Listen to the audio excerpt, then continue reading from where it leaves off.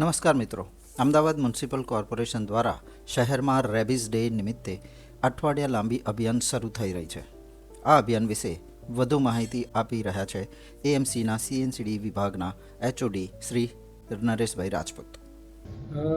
28 September 2025ના રોજ world રેબિઝ ડેની ઉજવણી કરવા માટે આપણને ભારત સરકાર અને ગુજરાત સરકાર દ્વારા પરિપત્ર કરીને કહેવામાં આવ્યું છે, જેમાં અનેકવિધ પ્રકારની પ્રવૃત્તિઓ જેવી કે જે લોકો સ્ટ્રે ડોગ્સ સિટીમાં છે એનું વેક્સિનેશન્સ કરવું, ડોગ સ્ટરલાઇઝેશન અને એને પકડવાની કામગીરી કરી રહ્યા છે, સિક ડોગ શેલ્ટર સંભાળી રહ્યા છે, એનજીઓમાં કામ કરી રહ્યા છે, આવા લોકોને પણ રેબિસની વેક્સિન આપવી, બાળકો, યુવાનો, પેટ ડોગ્સ જે લોકો રાખી રહ્યા છે આ તમામ લોકો એની પેટ ડોગ્સનું વેક્સિનેશન કરાવે. બાળકો અને યુવાનોને સ્કૂલ અને કોલેજ સુધી આપણે લઈ જઈએ કે રેબિસથી બચવા માટે શું શું કરવું જોઈએ. જેમ કે તાજેતરમાં જ એક ઘટના ધ્યાન પર આવી છે, તેમાં ડૂઝ એન્ડ ડોન્ટ શું હોઈ શકે, આના પેમ્પલેટ્સ તૈયાર કરાવેલા છે. સ્કૂલોમાં આ અંગેની જાગૃતતાની રેલી કરવાની છે. આ બધા કાર્યક્રમો દ્વારા આ રેબિસ થતો અટકાવી શકાય એવા આયોજન કરેલ છે. સર, અમદાવાદમાં અને ઓવરઓલ સમગ્ર ગુજરાતમાં કેટલા રેબિસના કેસીસ અત્યાર સુધી થયા છે? એસ્પેશિયલ જો અમદાવાદની વાત કરીએ તો તાજેતરમાં જ જે પોલીસ કંટ્રોલમાં ફરજ બજાવતા એક પોલીસ ઇન્સ્પેક્ટરનું આ રેબિસમાં એક મોત થયું હતું અને એનાથી 2 વર્ષ અગાઉ રાણીપમાં અહીંયાના એક રેસિડેન્ટ્સ કે જેઓ લગ્નમાં મધ્યપ્રદેશ ગયેલા હતા અને ત્યાંથી આવી રીતે ડોગ બાઇટ થવાના કારણે એમનું રેબિસમાં ડેથ થયેલું. લોકોમાં અવેરનેસ માટે શું કોર્પોરેશન અંદરમાં પ્રોગ્રામ કરવામાં આવશે? રેબિસમાં બચાવ એ જ એકમાત્ર એનો રસ્તો છે. થયા પછી કોઈ એનો ઈલાજ થઈ શકે તેવો નથી અને એને ધ્યાનમાં રાખીને જ્યારે પણ કોઈ પણ પેટ ડોગ્સ રાખી રહ્યા છે તો એમના માટે પેટ ડોગ્સનું દર વર્ષે એનું એન્ટી રેબિસ વેક્સિનેશન કરાવવું જોઈએ. પ્લસ સ્ટ્રે ડોગ છે, સ્ટ્રે ડોગ માટે પણ અમદાવાદ મ્યુનિસિપલ કોર્પોરેશન રસીકરણ કરી રહી છે.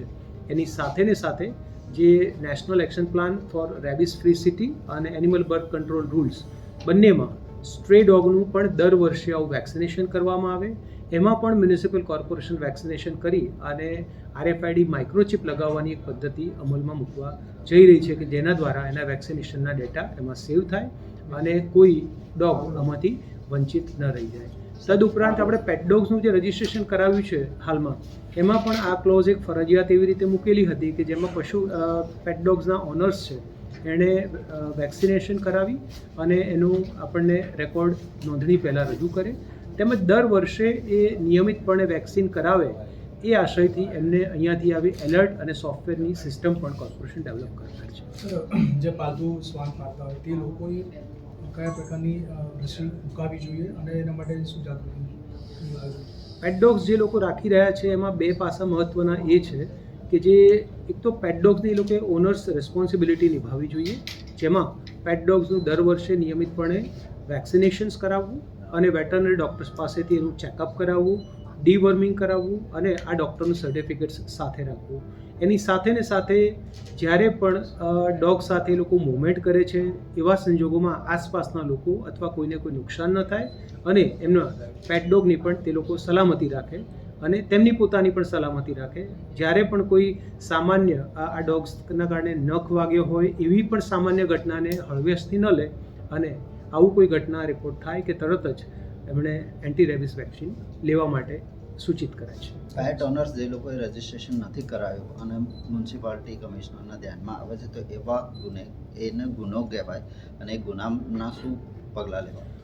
પેટ ડોગનું રજિસ્ટ્રેશન આપણે જાન્યુઆરી 2025થી શરૂ કરેલું હતું અને અત્યાર સુધીમાં 17,500 જેટલા પેટ ડોગ ઓનર્સ દ્વારા અંદાજિત 18,200 જેટલા પેટ ડોગ્સનું રજિસ્ટ્રેશન કરાવેલું છે, જેની અસલ ફી આપણે ₹200 રાખેલી હતી અને હાલમાં આ ફીમાં વધારો કરી અને એને 30 સપ્ટેમ્બર સુધી આપણે અત્યારે ₹1,000 એની ફી રાખેલી છે, જે ફીમાં વધારો કર્યો છે.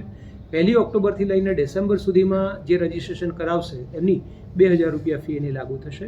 તદુપરાંત આગામી સમયમાં આવા જે પેટ ડોગ્સ ઓનર્સ દ્વારા રજિસ્ટ્રેશન નથી કરાવ્યું એના માટે વર્તમાનપત્રોમાં જાહેરાત પણ અવારનવાર આપેલી છે અને ડોર ટુ ડોર સંપર્ક કરીને તેમને નોટિસ આપી અને આગળની આ નોંધણી કરાવવા માટેની પણ પ્રક્રિયા ઝડપી થાય એવું કરવામાં આવનાર છે.